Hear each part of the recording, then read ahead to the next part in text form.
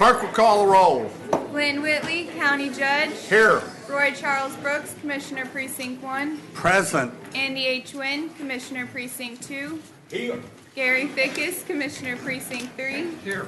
J.D. Johnson, Commissioner Precinct 4. Here. Constitutes a quorum. Commissioner Brooks, I think you have a special treat for us today. I do indeed. This is the 27th year that we have ushered the county family into the Christmas season with some very special singing. This morning we have with us the choir from Saintsville Preparatory School in East Fort Worth. Their principal and founder is Ms. Tiffany Pace Whitaker.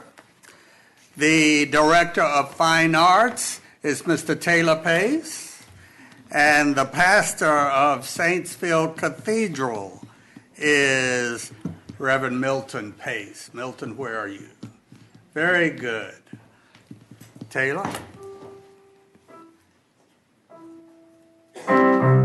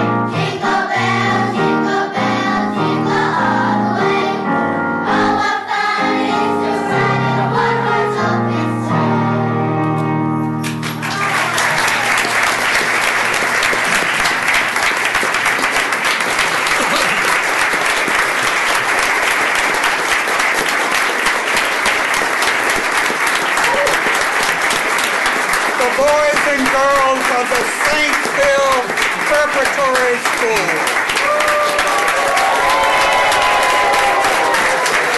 Good job. Merry Christmas. Good job. Thank you, Taylor. Rod, would you help Taylor?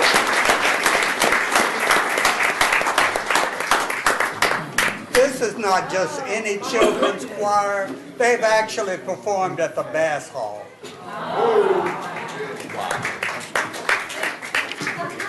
Well, it's hard to imagine that all that noise came from. They kind of started when they first started. They do have volume. They have volume. Of course, I should have known that. We've got some grandkids that have volume.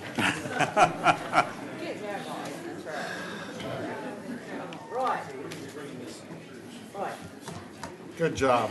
Good job, Commissioner. We appreciate very much you having those folks, those young folks out. Merry Christmas to all from your Precinct 1 family. And kind of remember the Christmas season as we try to get through this agenda. We will.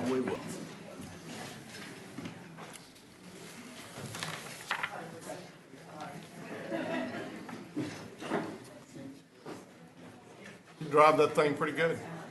Not as good as I used to. Thank you, GK. Gentlemen, I will tell you one thing. You think he was good back there? You should have been sitting out. Watching them. I Now, we missed the saw a couple expressions of on their people faces. wiping tears. I'm just saying. We missed the expressions on their face. That was, that is the thing about being back here. That one little girl couldn't be still. One up front, in the middle. Okay, back to the business. Our invocation today will be delivered by Pastor Fred Gonzalez from the Lake Country Church. After the invocation, please remain standing for our pledges. Thank you again very much. Oh, thank you guys very much.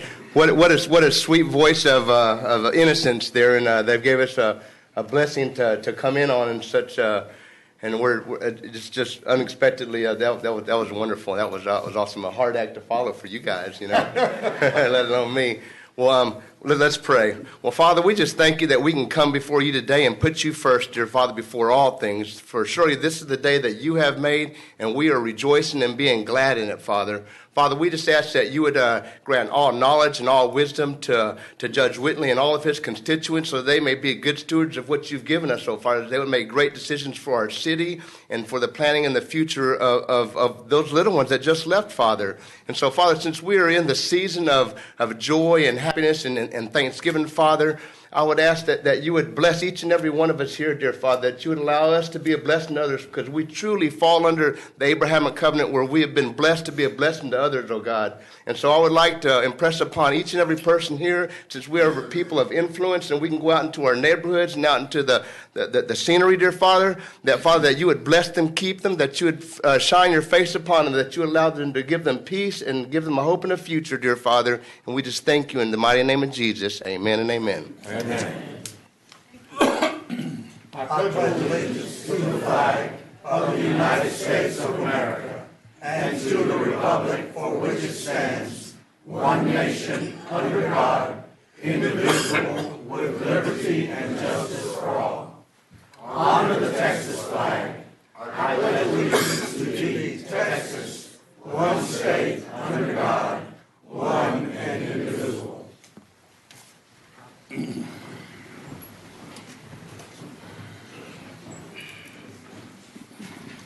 Mr. Manius. Thank you, Your Honor. Members of the court, we have several announcements as it relates to the agenda this morning. The first announcement is under the criminal court section, item 9E2. It's a professional services contract. We're going to ask that we hold that particular item for 1 week. Also, members of the court, on facilities, item 9H1, 2, and 3. These are going to be considered after closed session today.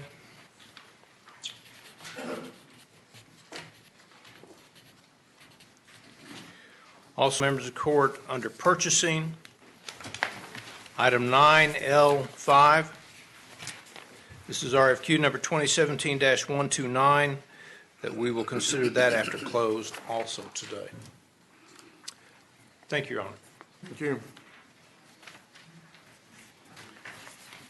Court members, you have before you the minutes of our regular meeting of December the 5th. Move approval. Second. We have a motion and a second.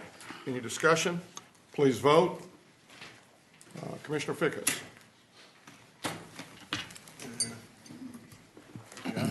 Got it. Motion passes unanimously. Commissioner Wynn. Yes, Your Honor. This morning we have the opportunity to celebrate the birthday of a very well-known organization in Arlington named East Arlington Renewal, and we also have the opportunity to honor Ms. Sue Phillips, who has been president of that organization for the past 25 years. So, Your Honor, would you please read the proclamation into the record, please? Whereas East Arlington Renewal, EAR, I guess they go by EAR,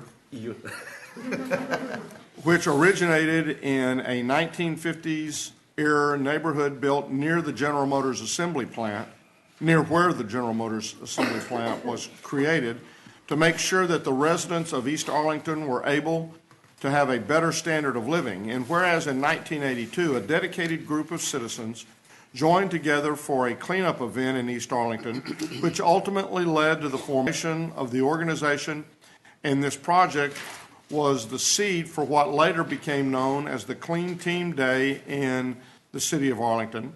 And whereas the EAR mission began with a focus on beautification and revitalization and later incorporated public safety. And whereas East Arlington Renewal's early lobby of the city of Arlington led to the formation of the Code Enforcement Department, and subsequent pleas to the Arlington Police Department led to the opening of an East Arlington Police Station in November 1996. And whereas the organization also does its part with boots on the ground as seen through the creation of programs such as the Anti-Litter Campaign, See Litter, Pick It Up, which was established in 2011 to encourage residents to help keep the community clean, and whereas members of EAR continue to form partnerships which enhance safety and overall quality of life for all residents of East Arlington, while the community continues to thrive, grow, and be a place residents can be proud of, now therefore be it resolved that we, the Commissioners Court of Tarrant County, do hereby congratulate East Arlington Renewal as it celebrates 35 years of work in improving and elevating their community, and wish them continued success and prosperity. In witness whereof, we have hereunto set our hands and caused the seal of Tarrant County to be affixed this 12th day of December, 2017. Thank you, Your Honor. I move for its approval. Second. We have a motion and a second. Please vote. Motion passes unanimously. Ms. Phillip, would you please meet me at the podium? And if you know Sue at all, you understand the acronym EAR. Because when she calls, you better answer. Thank you very much for being here today.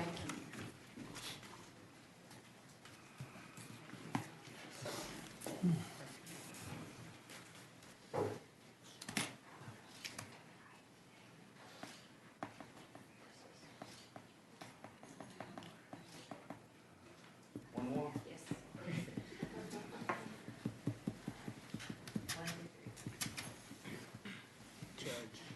May I ask for adjournment in honor of a person? What a wonderful event that I could come and hear those children sing. They sang a song that is my motto. And at East Arlington Renewal, if I ruled the world, we'd call it Arlington East, because we're just one of the corners of Arlington. We just want to set the stage for how Arlington needs to act. I hope that you all will take our motto of see litter, pick it up. It's everybody's job to do. Thank you, Commissioner, for honoring East Arlington Renewal. I loved what the children sang. Never, never give up. Thank you. Thank you very much for being here.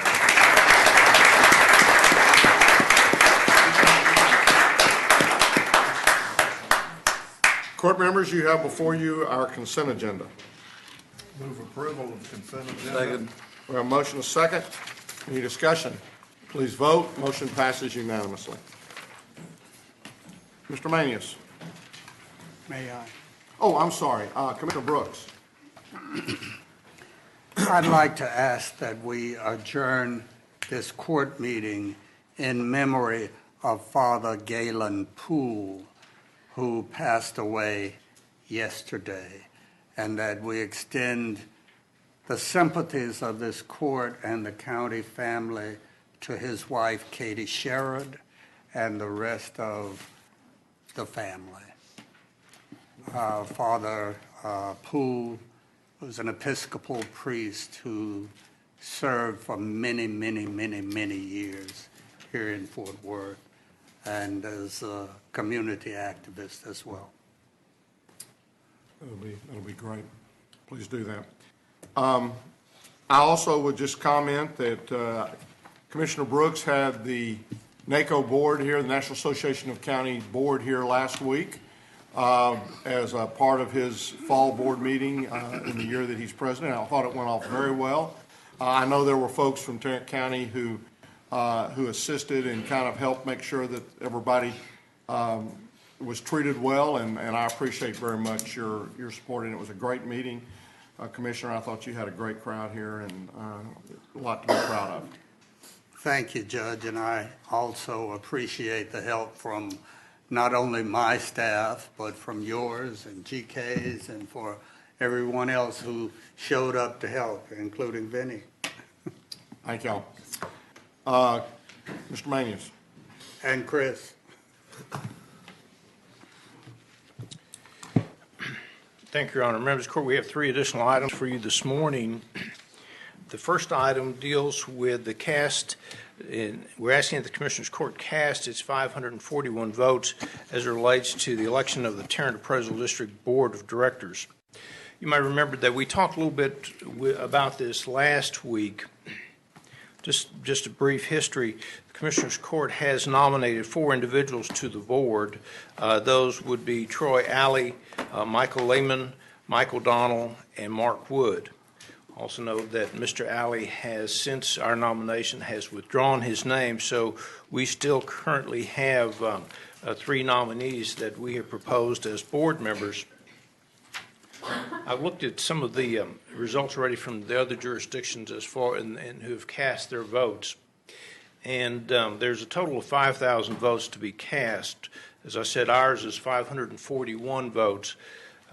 Mr. O'Donnell and Mr. Mark Wood both have at least 1,000 or right at 1,000, which would ensure that they would be on the board. Our other nominee, Mr. Lehman, currently has 287 votes.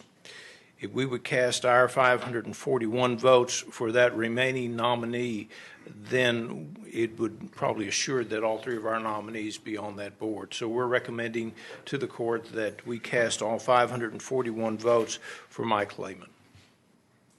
I move for the approval of that recommendation. Second.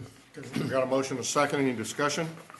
Yeah, I do. I just have a comment that I probably get more telephone calls, and I'm guessing we all do, about appraisals and citizens dealing with the Tarrant Appraisal District. I personally think it's an organization that is way out of bounds a lot on their customer service portion of what they do.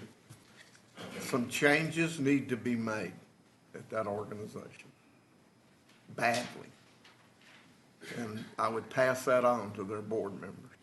I agree with Let's Commissioner make Fix. some changes and let's clean that place up. I would also echo that. In fact, I was talking with someone yesterday who had gone down in to appeal a appraised value on their mother's home and got got little respect. And from what he showed me, it was obvious to me that the house should have been lowered, the appraised value of that house should have been lowered. The comparable they were using was nowhere near, in the house that his mother lived in was in nowhere near as remodeled and upgraded condition as the house they were comparing it to.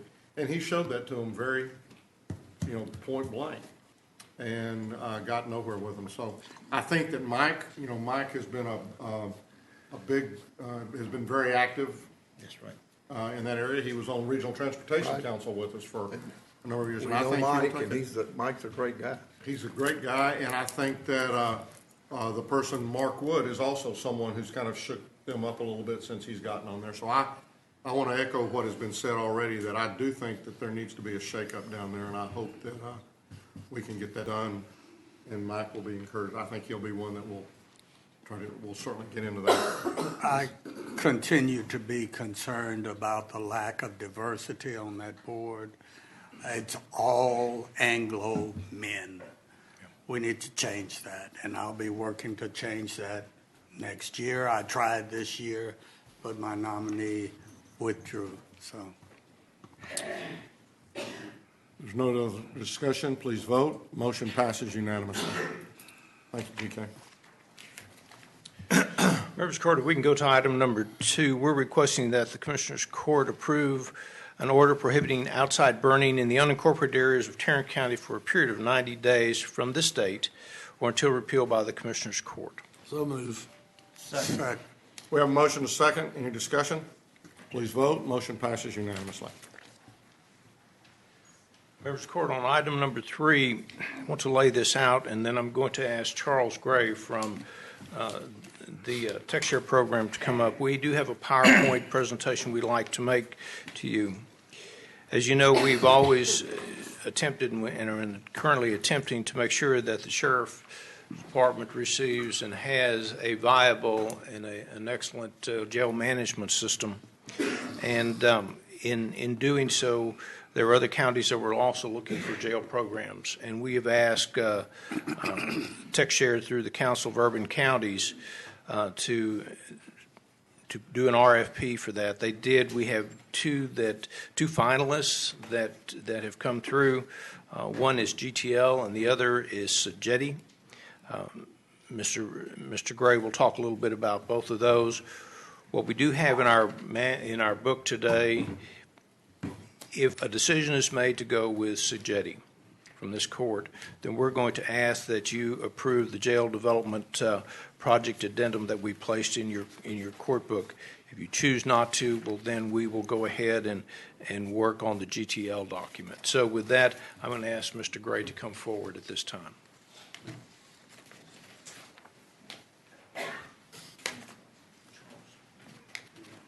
Bring your slides up. This is the one that'll move forward. Okay. Yes. There it is right there. Thank you, Mr. Manius. My name is Charles Gray. I'm the TechShare Program Director for the Texas Conference of Urban Counties. And I want to thank you for the opportunity to make a presentation to you about the RFP related to a TechShare jail system. I'm presenting on behalf of the 5 counties who participated in the project.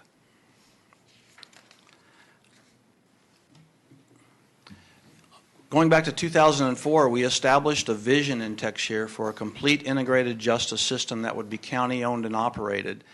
All the pieces in blue are in place or in development, and Tarrant County has been instrumental in leadership on each of those projects. The last major piece is the jail case management system, and as Mr. Manius discussed, we ran an RFP process for 5 counties over the past 9 months, and now I'm here to report on the results of that with a recommendation from those counties. Now, I want to digress a little bit and talk a little bit about the TechShare program. I've been the director of the program since inception in 2004, and we've accomplished a lot through systems development and implementation, but there are some challenges that we've faced.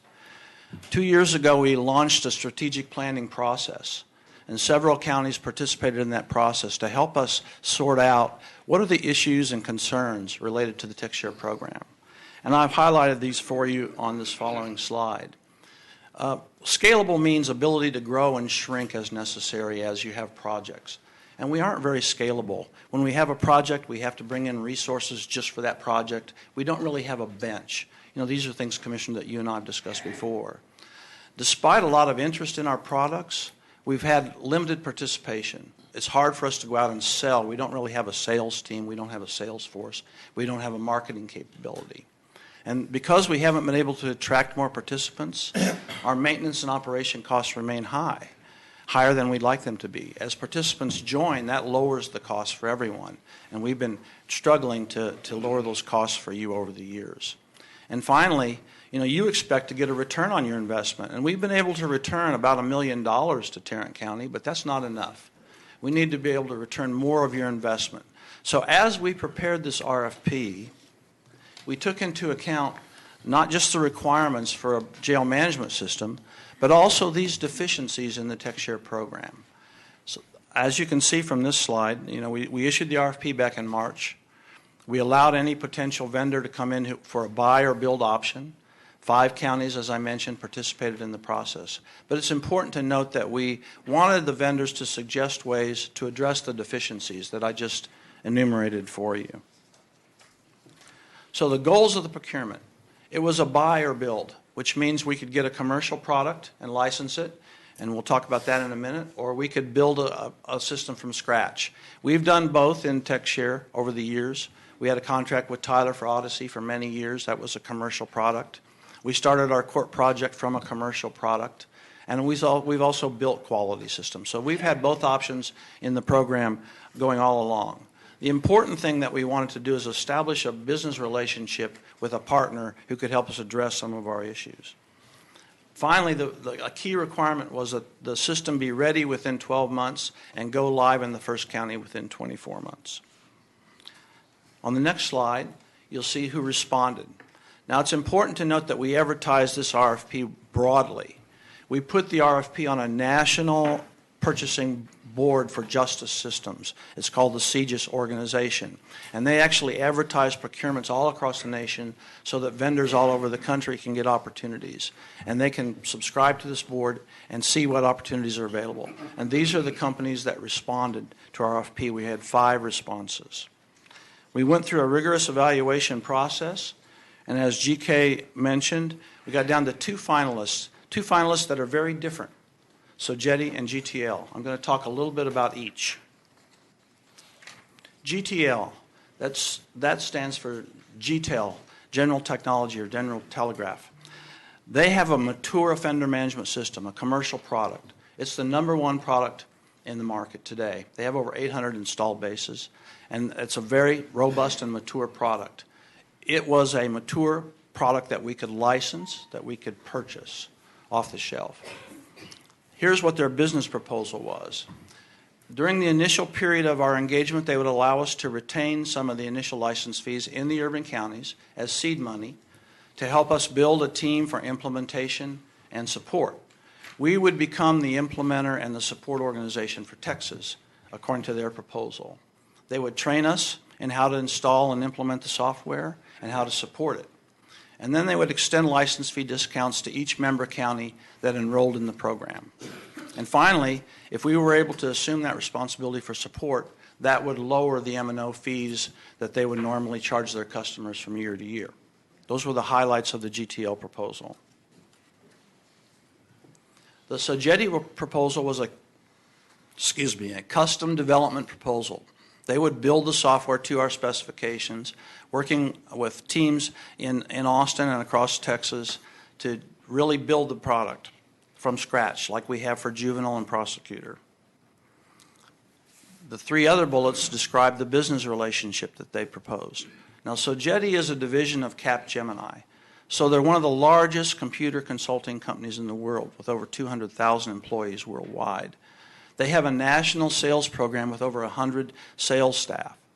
So they agreed to bring our program, not just the jail module, but all of our modules, into their national sales program, and they would promote them nationwide, thus trying to get more participation in the program and get more return on your investment in the products, not just jail, but prosecutor, juvenile, indigent defense, and court. They offered an aggressive rate below market value for your implementation, for enhancements, and for other technical services that you might need through the TechShare program. It's a very aggressive rate. They really don't want me to advertise that, but it's in our proposal. It's $70 an hour.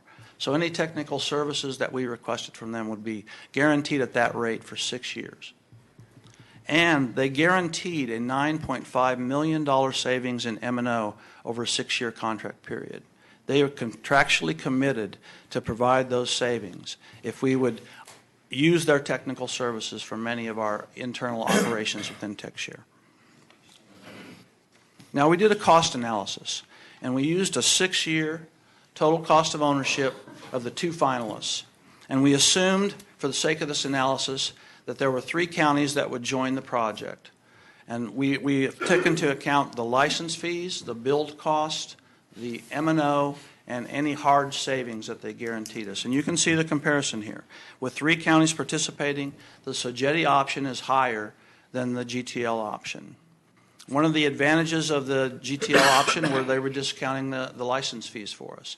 One of the advantages of the Sogeti option is their costs would not increase if more counties join. So if I showed you a 4-county option, a 5-county option, eventually the prices would cross over, and Sogeti would become the less costly alternative. This summarizes the scoring that was presented to the stakeholder committee and the requirements. So to go live within 24 months, both could accomplish that. Basically, all the requirements were met by both solutions. You can see the cost comparison. The real differences were, one, in ownership of the software product itself. With GTL, of course, we wouldn't own the source code. We just have a license to use the product. And it wasn't required that we own the software, but we considered that an evaluation criteria.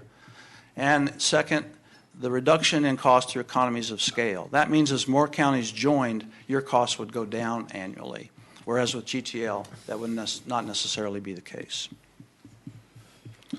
So the stakeholder committee recommended that we bring to you Sogeti as the alternative that we would ask you to consider. They would address many of the issues that I talked about earlier. They have a deep bench of resources that could provide our implementation services and make us more scalable. They have a sales program nationally. They would sell our products. We would hope that would increase participation. We asked them to put their money where their mouth is about the sales program, and they did. They discounted the price of the jail build by $1.5 million because they believe they can sell that much software in the first 2 years. So they believe their sales program will work. They've proven it with other government entities across the country. And finally, the guarantee to reduce our M&O costs was very attractive. $9.5 million savings over 6 years is about a 23% reduction in M&O just by contracting with them to perform some of our technical services. Now, why Sogeti? We believe the strategic alliance will make TechShare viable for the future. Tarrant County has invested several $1 million in TechShare. That's a well-known fact. And yet we continue to be a fragile nonprofit association without the bench strength that you're going to rely on to use this software in the future. So we think Sogeti addresses that issue by becoming not our partner, but through an alliance. They're one of the most respected IT services companies in the world. They've received the Ethical Company Award that's nationally given for the past 5 years. You would retain ownership of all the intellectual property. 100% of the intellectual property would be owned by the counties. As I mentioned earlier, there's over 100 sales staff that would represent the product. I've already been on sales calls with their staff in 2 different states where there's interest in your products. Their implement costs would be well below industry standard. They project through their sales program and increased participation a $27 to $30 million savings to you. Now, we did not use those numbers in our evaluation because they're not hard, guaranteed numbers. Those are based on their expectations for sales of the software. The project budget, including TechShare costs, is about $13 million. Today, we're asking you to consider approving this project. Next Tuesday, we're asking Dallas County to consider approving this project. And then we will invite other member counties to join. We expect Midland County to join, but others may as well. But until Tarrant and Dallas approve it, we really don't want to go forward with the project. We really need 2 big counties in the project to make it work. We're doing some things here that are a little different for the association.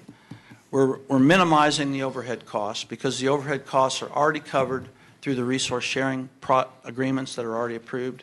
So you're paying very little in terms of the overhead of the association. We're also not applying an association fee to this project, 4% fee, because that's already covered as well in the budgets through the resource sharing agreements. So that helps keep the cost lower by reducing our overhead. For a project of this magnitude, we wanted to give you the advantages of a lower cost. You'll see the cost sharing numbers here. We've applied the 6-year potential M&O or guaranteed M&O savings, your share, to show you the effective cost of the project is about $5 million. The timeline, the initial release of the software would be ready in 12 months and implementation could begin then. The first county would be live in month 24, 2 years out. There's also a second release that would be developed in month 13 through 16 or through 18. That would enhance the product further to address all the requirements that were in the RFP. They would immediately start marketing and selling our products nationwide, and they would immediately take over some of our technical services as early as January if the project is approved. So you would get savings of 10% on some of your M&O by the end of this year. On the agreements you've already approved, we would actually reduce your cost. So this summarizes the strategic alliance and what we recommend. We recommend that you consider moving forward with Sogeti as the jail project firm. We would also, they've agreed to defer $2 million in payments until we're satisfied with the first release of the software, and they've agreed to defer $1.5 million in payments pending license sales of any of our TechShare products. If they don't make those sales, they don't get paid. They've committed to a joint national marketing program. They've guaranteed 9.5 million savings in M&O, and with the blended rate of $70 an hour, we're well below market in any technical services area. I'm happy to take any questions. Your Honor, court members, I'd like to hear from the sheriff. It is, after all,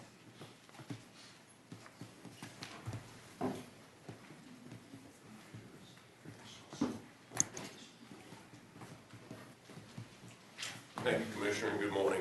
Good morning. I have sat through all of the discussions and reviews of these programs, and I tell you, we're in the largest and fastest growing county in the nation right now, and we needed a jail management system years ago. On average, and suddenly I learned this just a couple of months ago, I still am learning some things, we lost a prisoner and we got him back. But I understand that on an average, we lose about 6 prisoners a year. And what I mean is they're let go into the public. And a lot of times it's because of bureaucracy and poor management and paperwork because we don't have a jail management system. So is that, and I made this absolutely no secret. I'd certainly, as I listened to the proposal this morning, and I see some of the logic in it, but I'd still prefer the off-the-shelf because I do think it's less cost and it's a play and go. And because there is a sense of urgency, and I think it's a lower cost initially. And I know that as I heard this, is that one of the things that we have been talking about, if the Sagetti process goes, is the backfill of employees. And while Sagetti couldn't answer us directly on how many employees they thought we needed, our best estimate's between 4 and 8 new employees during this project to make sure that we backfill, because they're going to be studying our people on how to do this and develop this program, because they don't have an off-the-shelf. It's a developmental program. And why I appreciate the 24-month deadline, when we came into office in January, we started talking JMS day one because we knew we needed one badly. And we thought this process that we would have been talking about this in March, in April of this year. So it's been a long process for us. So I know that as you do your due diligence, is that we wanted to make sure that you knew where we stood. And we're for the off-the-shelf program where we can plug it in and go to work. And noting that I don't know that the 4 to 8 people are budgeted in here, which if Sagetti's choose, we'll be back next month so we can get this up and off the road. And the only other thing that I would leave to say is that as you consider, if you do go with Sagetti, I would hope that the contract would have hard deadlines with good penalties, so to make sure to hold them accountable to where they're going. And in finality, I would just repeat what I've already said, and I apologize, I got a bit of a cold this morning, is we at the Sheriff's Office believe it's in the best interest of the Sheriff's Office for an off-the-shelf program, and we believe that the sooner the better. And we think it's less cost and more effective. So there I am. Thank you, Sheriff. do you think the GTL product would serve your needs and your department's Absolutely. needs? Yeah, absolutely. They are in the game. They know what they're doing. They know that they can get plugged in and go. I think, Sheriff, what I would just add is that, as Mr. Gray mentioned, we really began looking at this whole justice package back in 2004 and started down that road. And one of the key and essential parts of that is to have the ability to be able to put the things in the program that the end user wants. And as he showed, and didn't really stop and dwell on it, but one of the things that the users set out in the RFP were 141 different things that they wanted, and your people included that. And GTL said, well, we only got 120 of those, and we don't know if we'll put that in or not. And that's the whole reason we started the TechShare program, so that we would not be at the mercy of a vendor who basically was looking at it purely from a standpoint as to what they were able to make. We started that with the juvenile. We moved it forward as we've gone through the deal. And when we've tried to put these programs together, we've tried to go with folks and ask them to be partners. And a key part of every one of those requests was we need to own the program and be able to dictate what changes are going to be made, when they're made. Sometimes it's because the legislature changes the law. Sometimes it's because the users say, boy, wouldn't it be great if it could do this? And then we can do that. And so that's part of what has gotten us down the road. We do, as Mr. Gray mentioned, feel like we're on the verge of now being able to associate with a national company who can provide not only the personnel support for M&O and for updating and developing, but also the sales force to go out and to be able to market not just one particular part of the package, but the entire package. So we thank you very much. I really appreciate your input, and thank you for coming out today. Thank you. Thank you. Well, I don't want to get into a big public argument about this, but we do have some basic requirements in awarding this contract, not the least of which is the life cycle cost of the contract. The GTL proposal may be cheaper immediately. It may be something that can be installed quicker, but over the lifetime of our use of that system, it's going to cost us more money. And we will not have the control over the product with it that we'll have with the Sagetti proposal. Charles, can we dialogue a little bit, if you don't mind? Absolutely. Court members, in the spirit of Christmas, if you don't mind, help me. I want to clarify a few facts that I believe are not included in the presentation. Okay. And just have a discussion about it. Let me pass out some of these documents. Judge.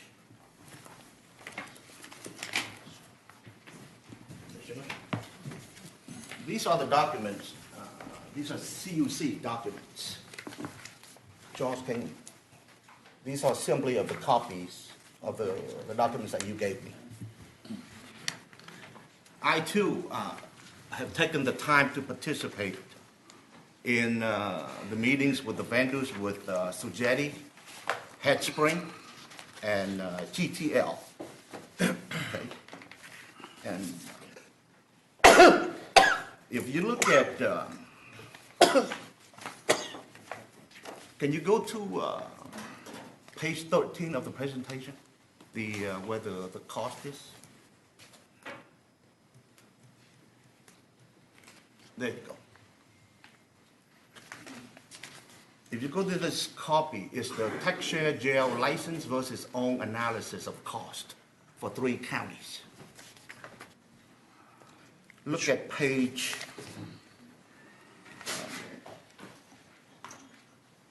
3. Is it this document, Commissioner? Yes, it's this document right here, the thinner document. Look at page 3. Right? According to this document, the bill option is priced at a total cost of 6 years of $23,393,000 and $487. Basically, 23.4 million. Okay. Up there, you show 12.6, and I think the way you came up with that number, I could be wrong, is that you basically deducted the savings of the smart source. That's correct. Which is about $11.4 million from the total bill cost, right? Right. We also deducted the savings in TechShare operation. In TechShare operation, okay. So the total bill, the total cost to build the jail management software is closer to $24 million. And then if you apply the promised saving of the M&O of the existing TechShare module software and the reduction in operational costs at TechShare, because Sogeti would take over some of that operation. If you take that promised saving into consideration, then that will reduce the total bill cost down to $12.6 million instead of $24 million. And I want to point out that fact. The second, if you don't mind, go to page 14, which is the very next one. Okay? And court members, can we go to this PowerPoint presentation here? If you go to page 12 of the PowerPoint Page presentation. what? Page 4? Page 12. 12? Yes, page 12.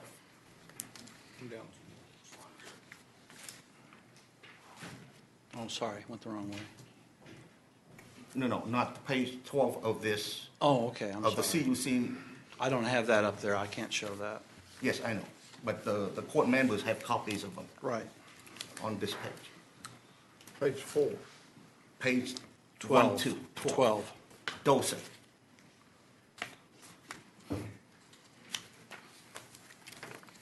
If you see, you look at this is the evaluation criteria. If you look at the evaluation criteria, you find that the evaluation criteria of the prospective vendors, GTL scored better than Sogeti in the criteria that have to do with the need of the users, but worse in the criteria that have to do with the need of TechShare. Okay? If you go to pages 16, 17, and 18. Excuse me just one second, though, Yes, the sir. need of the users. And how is the need of the users different from the need of TechShare when the TechShare in effect are the users? When I say the user, I'm referring to the sheriff department. Yes, sir. Well, but the county is also a part of that process. I mean, we've got a lot in that process. So, I mean, we're all Tarrant County. So, I mean, I think that's an important part of the evaluation as we went through this. So, I would just The point two that out. requirements are basically the ability to meet functional requirements and the ability to meet technical requirements. In those two areas, GTL performed better than Sogeti. But in the areas of ownership of software, collaboration, attracting additional users to drive economies of scale, cost and risk sharing, and sharing of revenue, those are the criteria or the needs of TechShare program, not the needs of the sheriff department in doing his legally mandated job of running the jail. So based on this evaluation, okay, which is produced by CUC itself, GTL does a better job of meeting the needs of the sheriff department. But if you look at the TechShare needs, then Sogeti does a better job, okay? If you go to pages 16, 17, and 18, from a maximum cost points, GTL score 100. If you compare cost, GTL score 100, HeadSpring score 84, Sogeti score 71. On page 17, if we took out the saving, the promised saving of the smart source, then GTL retains its 100 point standing.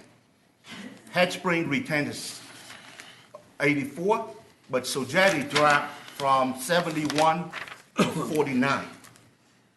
And those are facts. And I also want the court to consider the risk involved in these choices. We buy GTL, we implement it, we're done. A software product has a lifetime of 6 to 10 years, no more than that. How do I know? I have lived and worked in the IT industry for over 20 years. May I If comment on we that? build a May I jail- comment on that, Yes. Commissioner? The GTL product is indeed a mature product. It's been in use over 20 years. Just so, for point of reference. Through an evergreen updates, right? Yes, Yeah. If yes. you don't update it, it That's probably right. won't last longer than That's that. right. Right. But that's also what we propose to do in the programs that Yes, that that's we right. have and we have continued to do. That's right. So if we're building jail through Sogeti, there are three key concerns. The first one is manageable, which is the cost overrun, and the time, which is the inability to meet deadlines. And we have saw that in some other tax share related projects, such as the criminal court project, for example, where cost overrun, okay? Second. Commissioner, may I respond to that? Yes, The development was completed for $1.2 million under budget. It was completed behind schedule because of the bankruptcy of AMCAD. Right. And that we had to take over the development, but we completed the development for $1.2 million under budget. There was not a cost overrun. Prosecutor was completed development within budget. Only juvenile has had a cost overrun in the development phase. okay. So let me Just- respond to that, okay. Sure. According to the county auditor's report, we have spent up to date, as of September 30th, 2017, we have expended $13 million for criminal court, Tarrant County alone. I don't have the record of Dallas County, but by talking through various people, I learned that Dallas County has expended $25 million. That includes implementation. That's including implementation, right? That's right. And the cost that have been proposed originally by MCAT was about 12 million, right? The budget for development was $22 million, round numbers. The budget for implementation, we've been within budget on Tarrant County. We finished phase one under budget Okay. on implementation. We're in phase two and we're under budget on implementation. On Dallas County, we have had some budget challenges on implementation. Right. But in Tarrant County, we've been under budget on the court implementation. So basically, starting Just, since 2011, Just the facts. since 2011 until today, That's right. criminal court software is not fully operational. It's only partially operational in Tarrant County and maybe Dallas County. It's operational Is that an in accurate Potter statement? County right now in the JP In courts. urban, in the Dallas and Tarrant County, are they That's fully right. operational? No, it's not operational yet. The second risk that is unmanageable is Sogeti decided, for whatever reason, unknown reason, depart from the agreement, just like MCAT did. That's a risk that we take. The third risk that is unmanageable is Dallas County decided, if they decided to depart from the agreement. Right now, the Commissioners Court of Dallas County has been voting 3-2. 3 supporting it, 2 either abstain or opposing it. They abstained, they didn't oppose it. They abstain or oppose it. Yes. They didn't oppose it, they abstained. Okay, they did not support it. The other situation involving Dallas County is that Commissioner Cantrell is on his way to retirement as of the end of next year. And there is a heated primary election in Dallas County right now. If one of those newly elected county commissioners from Dallas County came in, and if they decided not to support tax share, the court can flip 2-3, and they will make a decision. They could make a decision like Travis County did. May I To back out, may I right. respond, Commissioner? Dallas County is voting 3-2 on court-related items because the Commissioners Court has had issues supporting the court project. Right. They are voting unanimously in support of juvenile, prosecutor, ongoing costs in those program Right, and areas. the issue that Just my to be concern- clear, You're we're right. not voting 3-2 on tech share. On the court criminal Only on the court, court project. Right, okay. So right now, we have Odyssey operational in our county courts and our JP courts. That's Okay. correct. Not only do we have to, in order to complete the tax share strategy, we have to complete the jail development, and also we may have to, somewhere down the road, to develop for the civil court as well, the JP court and the probate court as well, right? Well, it remains open for discussion about whether additional development will be needed. We've closed a lot of the gaps on the civil and the family court. We did a study on that about 2 years ago, and there were some gaps, but we've closed many of those. So whether further development would be needed, we'd have to revisit that. It is operational in JP courts in Potter County and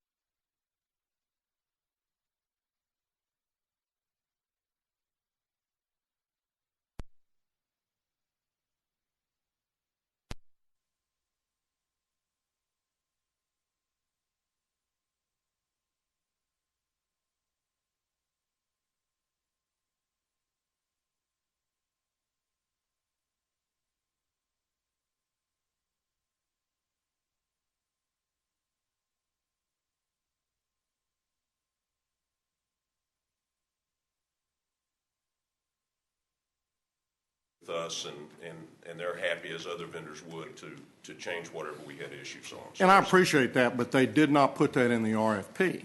They didn't commit to do that. They simply, after the fact, in discussions, said, oh, yeah, we'll do those things. Well, that's why we have the RFP process. And so I appreciate that. And you know, but that's usually what we find, the situation we find ourselves in when we don't own the software. They tell us they'll do a lot of things, but when they own the software, they do what they want to do. So I mean, I do hear that, and I appreciate that. But that's why we do have the contracts, and why when they say they'll save us money, then they put it in a contract, and we don't have to. That's why we have an RFP process that we go through. Now, we do have an audience participation. Your Honor, before we do that, there was an issue that the sheriff just brought up, but we had asked GTL about the 21. Would you go ahead and? With all due respect, and I love the sheriff, I just want to clarify, during the procurement process, we asked about those 21 items. We asked them to give us the price to customize those 21 items, and they said no. The way that those could be done is if they got a high enough priority through their nationwide customer base to reach the top of the list on their maintenance backlog, then they would do it. But they wouldn't even give us a price for that customization during the RFP process. I just want to clarify the facts. And that's typically what happens. We have an audience participation from Ross Kasich. Would you like to come forward at this time?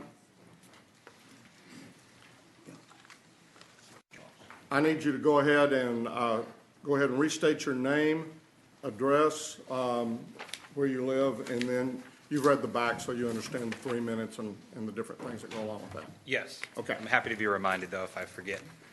So, my name is Ross Kessig. I live at 6735 Davidson Street, 206 in the Colony. So, I'm the Metroplex Bureau Chief of Empower Texans and the news publication, the Texas Scorecard. So what I brought here today was just some questions I wanted to present to the court that I'd like some information on. So if you'd like, I have a copy. How much time do I have? 3 minutes. 3 minutes. Okay. Does that include any response from the court? You go ahead and present 3 Okay. minutes. We have questions, and that's not included in the 3 minutes. Thank you. Okay. Well, thank you for the opportunity here. So, quick comment. What I wanted to say is that, and I'll get to it in these questions that I'm presenting with the court, but I think there's a lot of information that hasn't been made available to the public yet, since the taxpayers are footing the bill for this entire venture, regardless of the decision the court makes. I think it's important that the public has access to information so that, again, since they're paying the bill. The first of that is the Austin American-Statesman reported back in 2012 that AMCAD's bid was $11.8 million, I believe, for development of a software product that counties would essentially own. This was to be paid to the Texas Conference of Urban Counties for software development for Tarrant, Dallas, and Travis counties. So the obvious question then becomes, how much taxpayer money did Tarrant County taxpayers spend on AMCAD, which, by the way, is now bankrupt? They went out of business. Continue on. Okay, so that's the first question. $13 million so far. Excuse me? Up to September 30th, according to the county auditor's report, it's about $13 million. $13 million. Okay.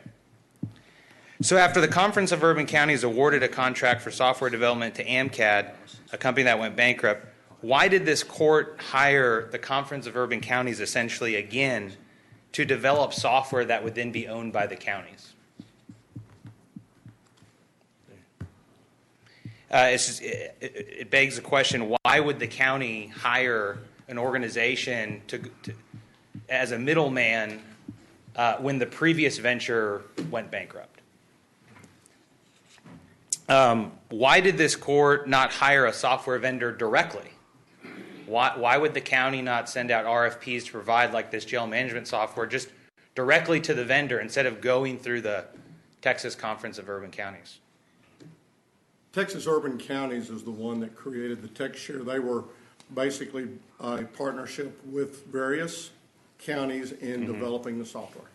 Right, but couldn't the county just request bids for a service that the county wants provided, like this jail management software, just and contract directly with the vendor without going through the CUC? As we began each one of the programs, we went through that portion and we talked with vendors, and in many instances we did some contracting with different contractors, and in other instances we simply decided that we would develop the programs as we went forward.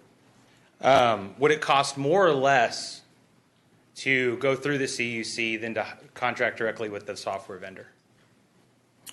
We decided to go forward the way we went forward. Okay. So why does this court believe that any government entity should risk taxpayer money on a venture into the software development business. We felt it was the best way to go. So the court thinks that it's the role of government to risk taxpayer funds. I'm not aware of anyone who's personally invested money in this venture. It's the role of the court to compete with private business who could provide this service using taxpayer money. I don't believe that. Okay.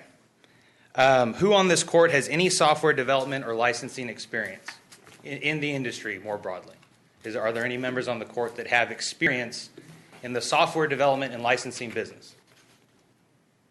I have business experience in the IT industry, Okay. namely hardware and software, but not related to the court justice. Any other members of the court? Okay. So I've reviewed county records obtained by Direct Action Texas that suggest, they had done an open records request that suggests this county has spent tens of millions of dollars, taxpayer dollars, on TechShare, on this joint business venture with the CUC. The Texas Scorecard, who I work for, has submitted its own request to the Tarrant County Auditor's Office, asking for all expenditures by Tarrant County on TechShare, and we're still awaiting receipt of that information. So how much taxpayer money has Tarrant County, just Tarrant County, spent on TechShare? Do we have that figure?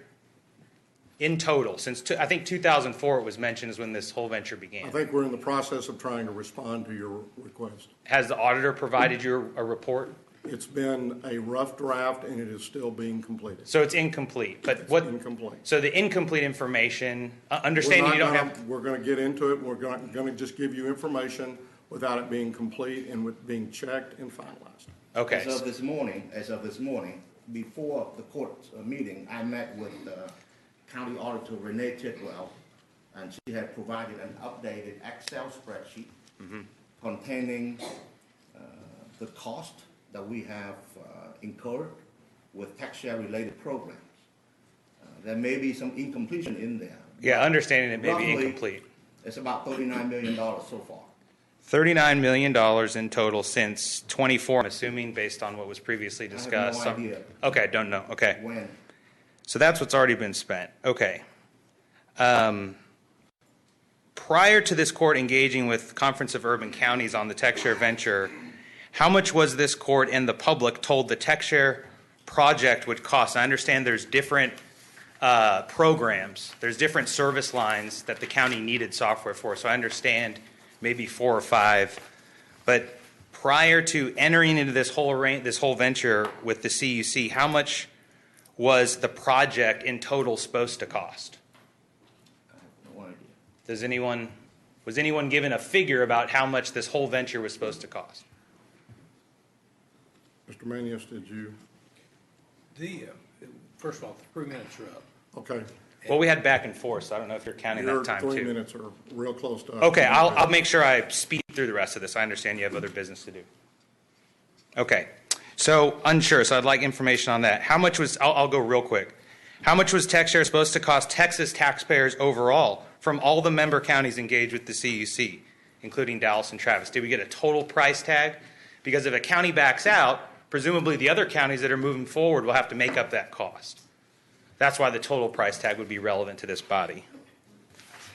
Were any benchmarks requested by this court and given to this court regarding county's partnership with the CUC related to the TechShare venture? Were those benchmarks met, assuming they were given?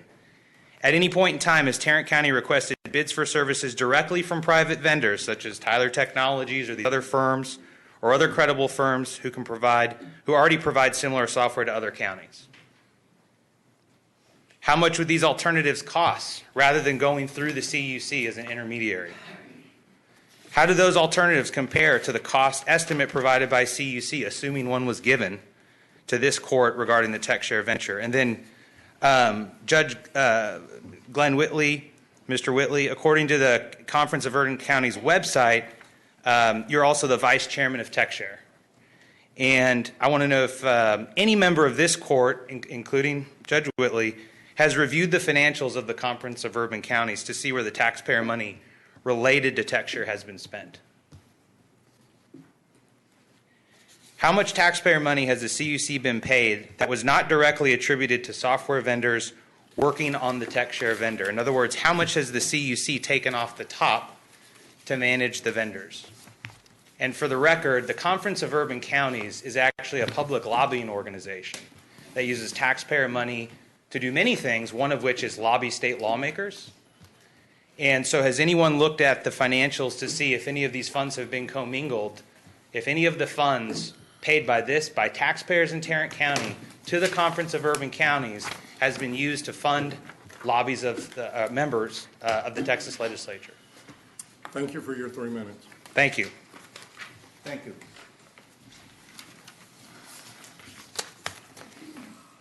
Move approval of item A3, TechShare Jail Development Project Agreement. Second. We have a motion and a second. Any other discussion? Please vote. Motion passes 4-1. Thank you, Your Honor. Thank you. Ms. Tidwell.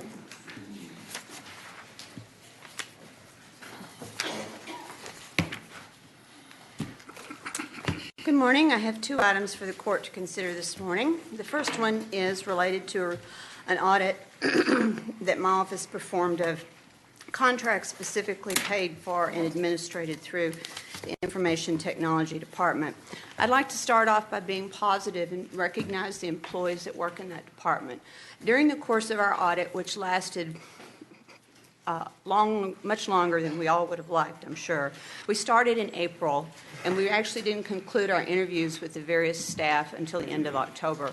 There's a number of really hard-working, dedicated employees that I know work really long hours, and they're not recognized. And so I just want to comment very positively about the employees that work in that department. I also want to express my appreciation to the County Administrator's Office and to the Commissioner's Court members that I've spoken with from their support for working with me in regards to this audit. From the very beginning, the Administrator's Office expressed with me a willingness to discuss our concerns and to certainly look for ways to improve the processes. Unfortunately, I cannot say the same thing for Information Technologies Management. I think it's important that we discuss that today because as we move forward, I'm concerned that their response that you have attached to the audit report is actually not the support that will be given to my office in correcting these items. When we started this audit, we had one point of contact for about 60 days. At the end of those 60 days, we were directed to have a different point of contact, and we were asked then to use a SharePoint site. No one ever really sat down with me to determine what it was that I was interested in obtaining and actually giving me those documents. Starting on June the 9th and between August the 23rd, they uploaded 420 documents that consisted of more than 3,600 pages. Approximately 60 of those documents were loaded 1 to 2 to 3 times. There was a data dump.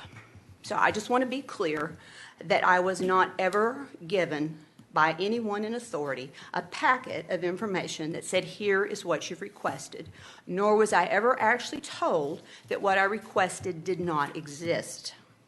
In 36 years of being an auditor, I have never encountered that lack of cooperation for what that's worth. Starting in September, we then proceeded to meet with 11 different members of the staff, not including management. We previously and during that course of time met with IT management for 4 different times. We also sat down and met with the EMC project manager associated with the project of the COLO. And I would point out that the COLO became important only because we selected contracts. And it happened to be a large contract that fell within the period of time. There were other contracts that we reviewed. But in that time, we met with the EMC project manager, and we met with various other folks. Again, we were not ever given the documents to support our request. If they exist, to this date, no one has still ever provided me specific information related to what I'm very concerned about. So I want to be clear about that. As we met with the individuals, we also were troubled by the fact that the staff actually never acknowledged the importance of the information that we requested, and no one actually ever admitted responsibility for the financial and programmatic administration aspects of IT, except the budget section, the business office, and the CIO possibly. Actually, in our meetings with management staff, they either denied personal responsibility or blamed others. And that's exactly what happened in our private meetings. While information technology and others, including this court, may question the importance and the risk associated with the audit, it is important, in my opinion, to note that findings number 1 and finding number 2 were both identified in our previous audit in 2010 of IT. Those issues were not corrected, and unfortunately, the only thing that's changed that we found is there's actually an increased lack, again, of acceptance of financial and budgetary responsibility in information technology. Each person we spoke with, again, said that financial and budgetary issues were not part of their responsibility. The staff were specific in that they were not asked to be accountable for the money. As the auditor, I personally believe that this county and the Commissioner's Court and ultimately the Auditor's Office face a significant risk. The lack of appropriate oversight and controls increase that risk. We actually found, as documented in our audit, that the county did in fact pay for things that we had not received, and that goods and services may have been delivered at some point after the payment but were not present at the time the payments were made. That, of course, is a violation of various purchasing laws and other contractual requirements. I am hopeful that we can develop a system of controls that is adequate to support future payments. But if not, I am here today to tell everyone in the public meeting that I am prepared to stop making payments or to not make payments that are not appropriately supported that come to me from the Information Technology Department. And finally, on observation 4, I do believe that it is also significant because specifically in the ATOS contract, the scope was addressed that ATOS, or EMC, who was actually the vendor, it was included the deployment of SAP, both to the COLO and the failover and failback and the successful. That was with the consultant support. There was a decision made, which we never got a clear answer as to why and by whom, by IT, that service would be excluded from the vendor's responsibility and that IT is now moving forward with performing the deployment of SAP using only county staff. It is also important to note that the vendor is no longer on site, nor are they dedicated to support our efforts in this area. This change was not submitted and has not been submitted to this Commissioner's Court, and I'm concerned both as the auditor and the CFO, who is responsible for making payments through SAP, that this change has not been approved and documented and discussed, is simply moving forward as the train goes on down the track. At a minimum, it should be brought back to this court and approved by the court because it's a change in the contract. Again, I will put forth all efforts I can to work with management and to correct this, but these findings have been outstanding for a long time, not just by the current management staff, but previous management staff. But there is a huge budget in IT, not including the TechShare budget, that I feel needs improved processes and procedures related to financial, budgetary, and project administration matters. I'd be happy to answer any questions. Otherwise, you have their response. So your recommendation is to propose a financial control process related to purchase orders, projects, and so forth? Don't we have that already? If we have such processes and procedures, no one is following them, administering them, or providing the documentation. So you don't know if we have it or not? I was never given any evidence that it exists, no. So should we have it? Who decides that? Is that the county auditor, or is it this court? The process of financial control. Well, the county auditor is responsible for promulgating accounting policies. That's actually what the local government code says. We take the approach that we're always willing to work with departments in offering suggestions and pointing out what our concerns are. It usually is up to management, and management's usually interested in making that happen, but I'm more than willing to work with departments. Some of the things that we were looking for, quite honestly, dealing with project plans and milestones and formal acceptance of deliverables and tying those back to contractual payments and simply the nuances of running an IT or a construction project or any kind of project. I mean, there's basic project management that needs to take place. They're not necessarily financial controls, but they substitute or function as the foundation for the financial controls. Again, before I pay something, just because I see signatures on an invoice, because even today, when I sit down to review my payments and ACHs and checks going out for over $50,000, every ACH I have today is an IT-related item. And one of the 8 over 50 grand checks is an IT item. This county spends an awful lot of money, and I see signatures on documents, but I need to know that beyond those signatures is a comprehensive development of, yes, we know we received what we paid for, and we're accepting that good or service, and we're going to commit payment. And I don't see a process for that. I'm willing to work with what that looks like, but again, some of that is standard IT management. And how you do that. Andy is one of the liaisons. I know you and I talked about this a couple of months ago and about the fact that we needed to move on forward with that. I would hope that as a result of this, that as you're saying, that we would put together a group from GK, the purchasing department, the IT department, to really get a process in place that the auditor feels comfortable with, that answers the questions that she's had. And I know, again, we talked about this a couple of times in the last couple of months, but I think that that's something that's needed, and we have to depend upon, the auditor has to feel comfortable, or as she said, she certainly has the authority to stop making payments. Right, and my thought is, and I had conversations with Ms. Tidwell as well, there may be a need to have a county-wide financial control process proposed to this court by Ms. Tidwell, and we would work through that process until we have a final product approved by the district attorney to make sure that we are legally and financially sound, the process-wise, and then that can be implemented throughout the county, because this, I wouldn't say lack of control, lack of process, if you will. We expect people to see and understand what we need, but I think it would be better if you, Ms. Tidwell, to come up with something in writing and communicate that directly to this court. We approve it.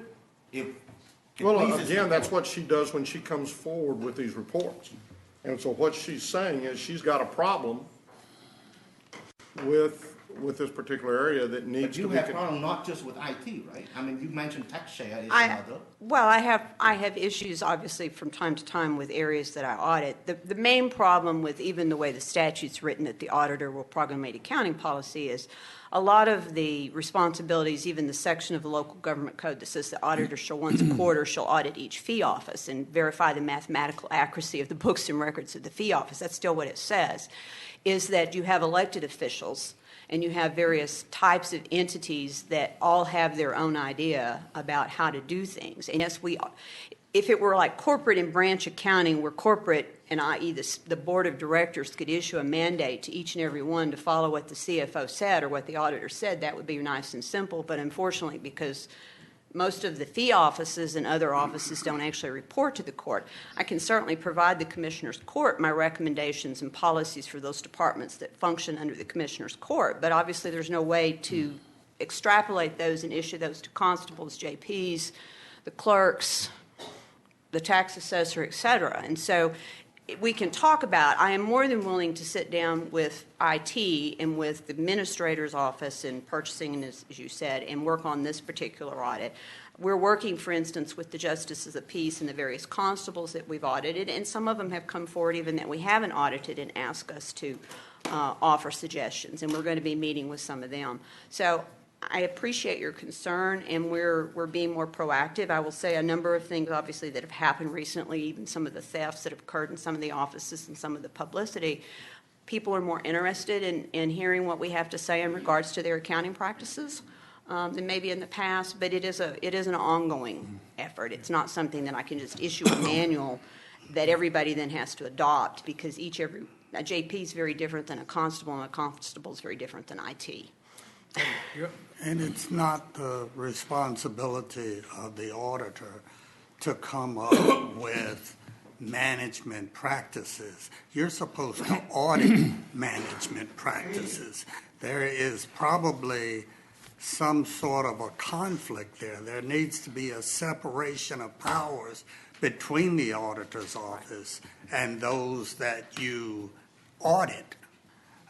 This court and the administrator's office and the various other departments, the purchaser, the district attorney's office, we have enough expertise to come up with management practices without having those dictated to us by the auditor's office. Commissioner Johnson, did you have something?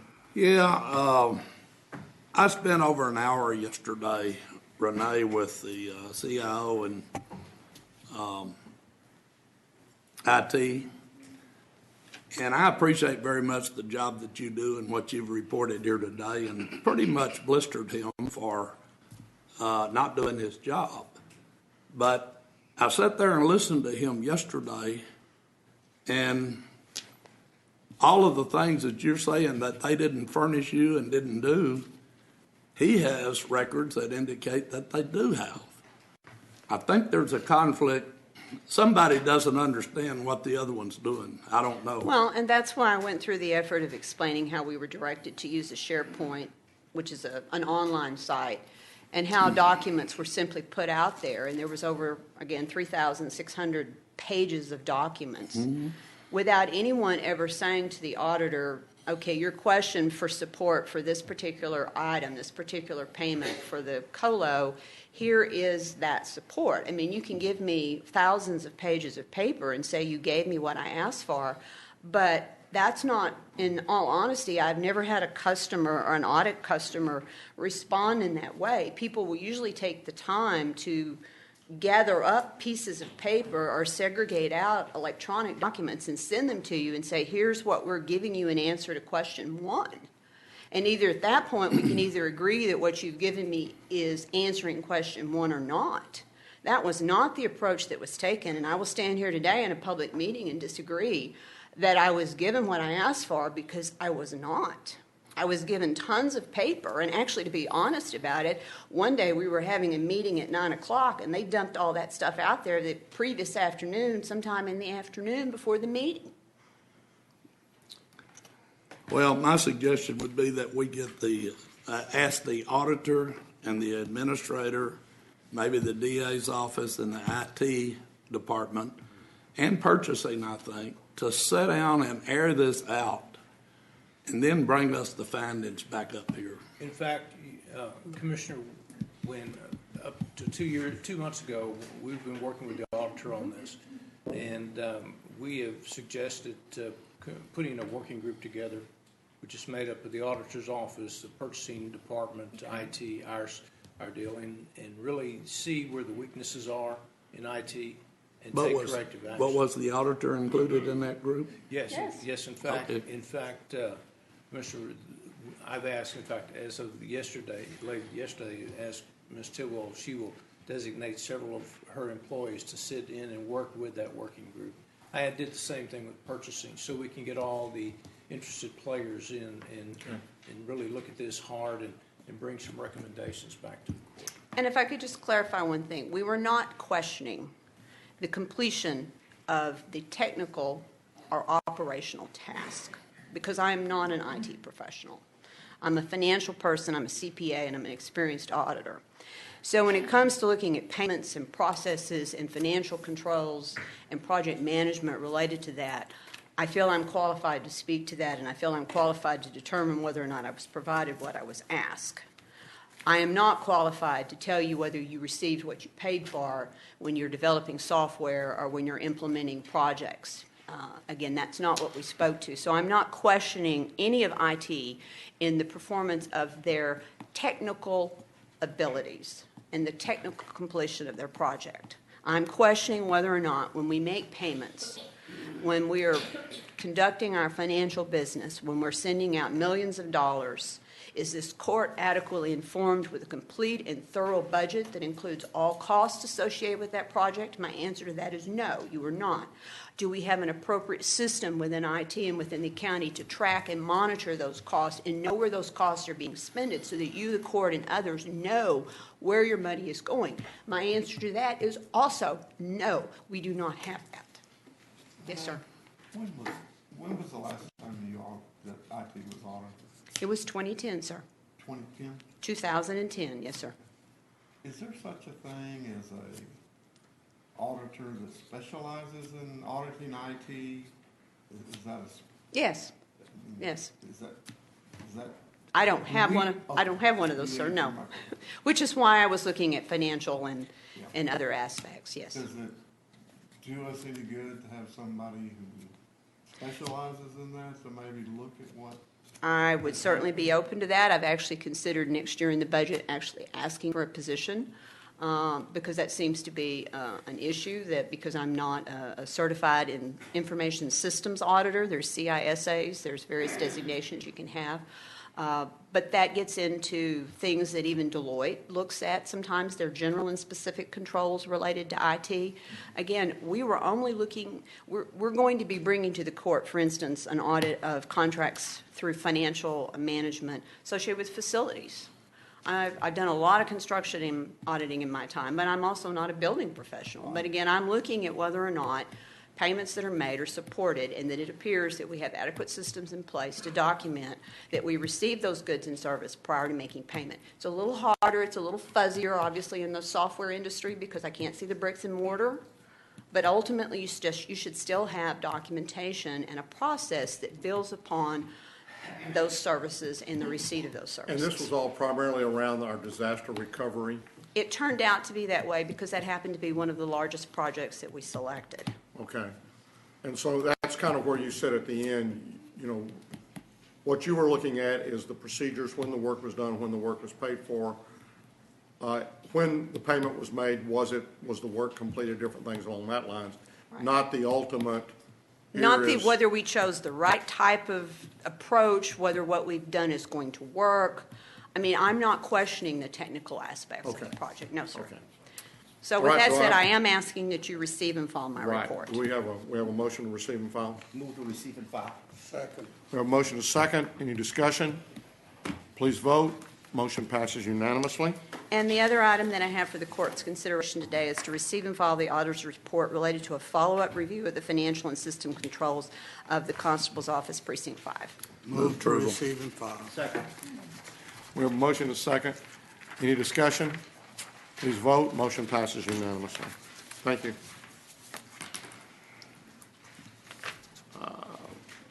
Ms. Glenn, Wait a minute. we're going to do some of that after closed. That's what my folder says. Good morning. Good morning. Good morning. We have 4 items for the court today. The first item, we're asking the court to receive and file the personnel agenda. So moved. Second. A motion to second. Any discussion? Please vote. Motion passes unanimously. The next 2 items are requests for out-of-class pay extensions. The first is for the county clerk's office. The county clerk is requesting an extension of out-of-class pay through April 6th, the details of which are outlined in your court communique. We're estimating the impact to the general fund to be less than $1,000. Move approval. Second. We have a motion to second. Any discussion? Please vote. Motion passes unanimously.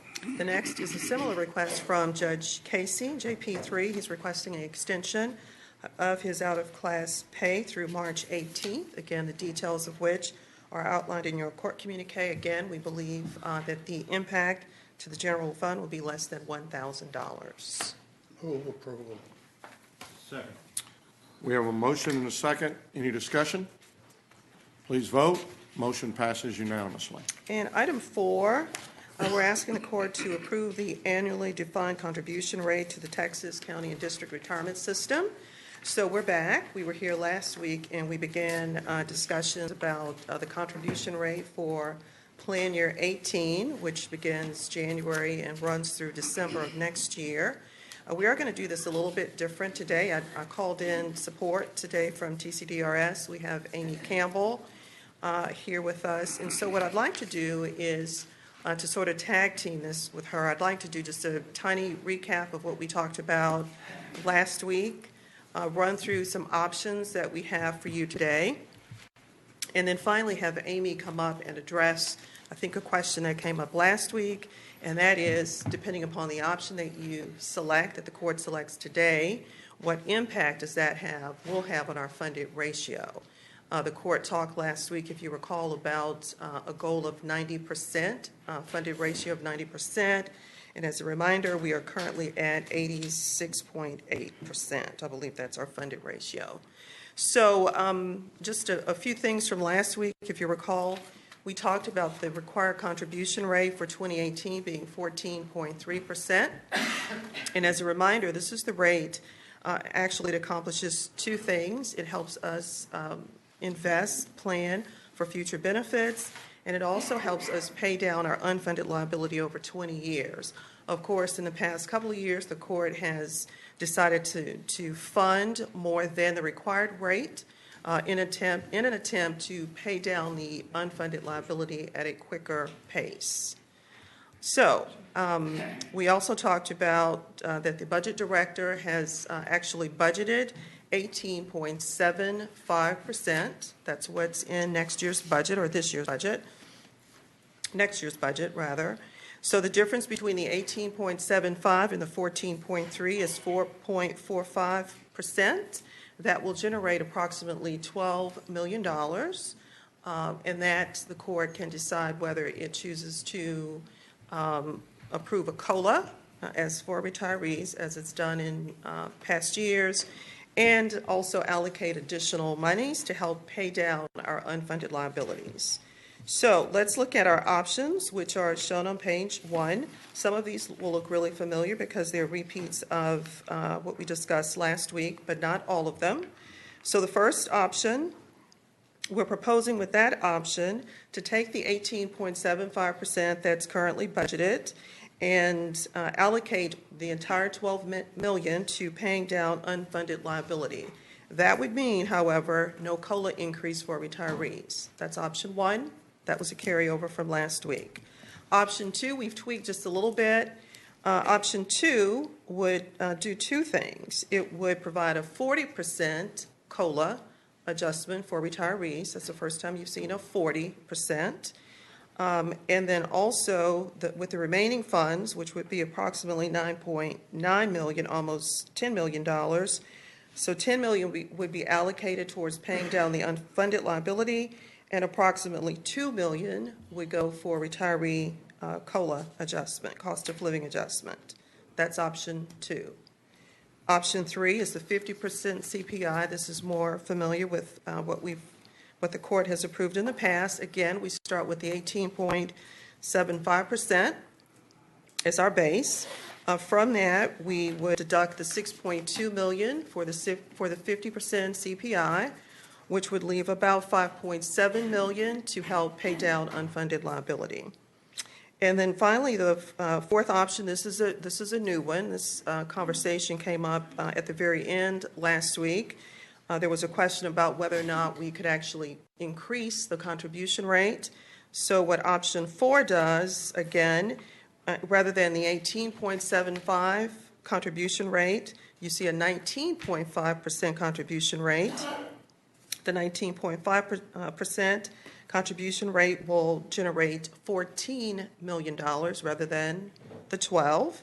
So with the $14 million, with item 4, we're proposing again, the 50% CPI, the COLA adjustment for retirees at a cost of $6.2 million, leaving the remaining $7.7 million to help pay down unfunded liability. Okay, I got two questions. One of my questions last week was how much money preliminarily did we have left over, or how did we do with regards to our estimate on cash carry forward? The $2 million that I gave you is. So the $2 million. So the $2 million that is actually the extra amount that would be, it's about what would be the increase amount if we went to 19.5 versus the 18.75. Correct. So we could do that and still be within everything else because we had an extra $2 million in carry forward. The other question, though, is at 40%, we're saying that the COLA estimate would be $2 million.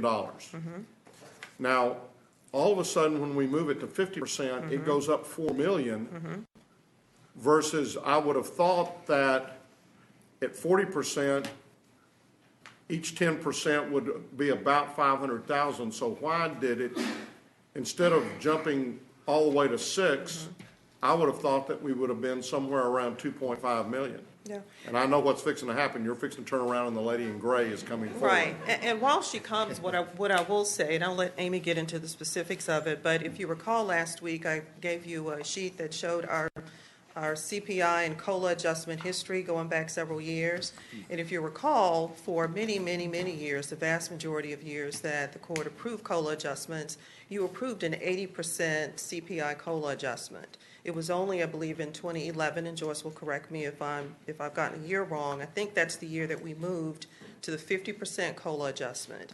And so what that has meant generally is that those individuals who were, and pardon the phrase, older retirees had been retired for a longer period of time, have benefited for many, many years at that higher 80% COLA adjustment. So when the court approved the 50% COLA adjustment, fewer retirees were eligible to receive that simply because they, for years and years, many of them had received the higher 80% COLA adjustment. So generally, that's sort of the response, but I'll let Amy speak more specifically. I don't think I can say it any better than that. It's simply looking at the entire retiree pool and the past COLAs passed, and then dipping all the way back to the first day of retirement, going through CPI, or going through what the loss of purchasing power is, and then looking what's already been approved to see who would benefit from the COLA. And at 40%, since you have a history of the 80% and more recently the 50%, less people would be impacted by the 40%. Thus, the cost is less. Okay. Then given, I'll be interested in hearing a comment, but given that, I think my preference would be to take the $2 million that we have exceeded what our estimated cash carry forward was, increase our percentage from 18.75 to 19.5. And then we've got that $2 million additional carry forward that will offset that. And I guess that will have to come out of the undesignated portion of our budget from that perspective.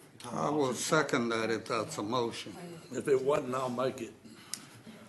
Okay, so we have a motion and a second. I'll third it. So, For option 4. yes. In the spirit of Christmas, would you Yes. agree? I'm glad to see the spirit of Christmas renew itself here at the near the end of our meetings. A little fireworks make things fun. Any other discussion? I see your frown, but motion passes unanimously. Please note that Commissioner Fickus is not here at this point in time. And Judge Whitley, we will, there is a document, and Joyce will get me if I don't say this publicly. There is a document that we've got to have your signature on that we've got to get back to TCDRS showing this option selected. And I think our deadline on that is Friday. And so we'll be getting that document to you ASAP. Thank you. Wonderful. Wonderful. If we have to chase you, we'll do that. I feel certain you'll find me. Vinny, tell us the mosquitoes are gone. Well, hopefully they're gone because it's been cold. Well, good morning, members of the court. Public health, yeah, barely, because we're at noon almost. We have two items before you for consideration. First item is the approval of interim financing for fiscal year 2018 for the Department of State Health Services HIV surveillance grant contract. We're requesting approximately $20,000 for about 60 days as interim financing. The grant should be coming in here shortly. Second. You have a motion and a second. Any discussion? Please vote. Motion passes unanimously. Thank you. Second item for your consideration is the approval for the Public Health's DY6 for the 1115 Medicaid waiver program, the intergovernmental transfer payment to the Texas Department of Health and Human Services, or the Health and Human Services Commission. This amount is approximately $5.8 million. It's the second IGT for this DY6. We expect a return payment of approximately $13 million. So here's a little detail behind it. We don't have a firm number from the Health and Human Services Commission yet. The range we're expecting is between $11 million to $13 million. And if they come up with a lower number of 11 million, then our IGT going up will be lower proportionately. So we're looking at anywhere between $4.5 million to about 5.8 going up. So that's just FYI, but we're requesting the max approval just in case it comes in. Move approval. Second. We have a motion and a second. Any discussion? Please vote. Motion passes unanimously. Thank you. Thank you, Vinny. Thank you, Vinny. Mr. Beecham.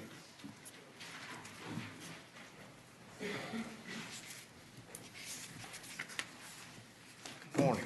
Good morning. Good morning. We have 4 items now and 1 after closed for you this morning. Our first item is a bid award recommendation for bid 2018-015, submit for countywide off-system bridge repairs, Phase 2.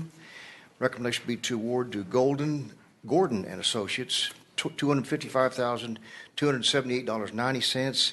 If approved, seek contract approval, acceptance of the payment, and performance bond. Mine says Gibson. Gibson. We must have a typo. Yours says Gordon? Yes, sir. Is it Gibson or Gordon? Gibson. Okay. Move for approval. Second. We have a motion and a second. Please vote. Motion passes unanimously.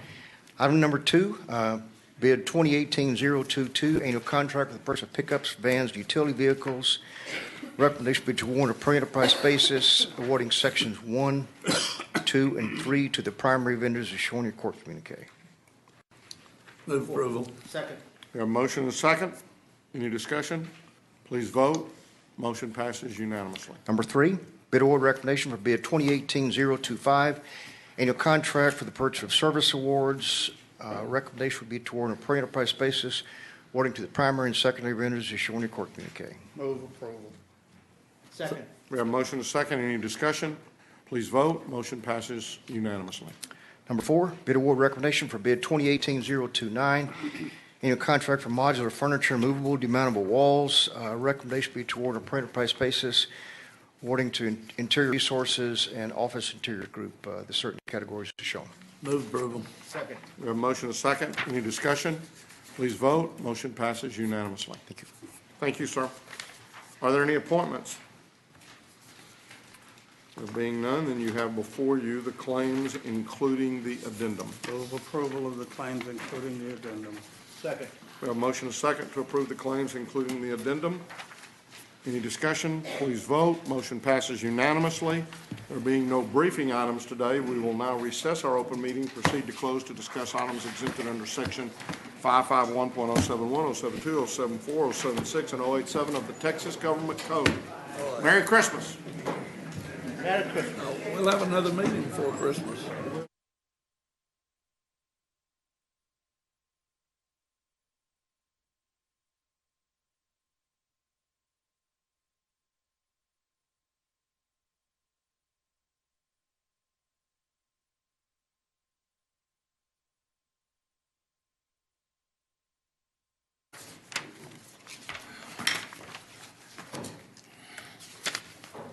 Good afternoon.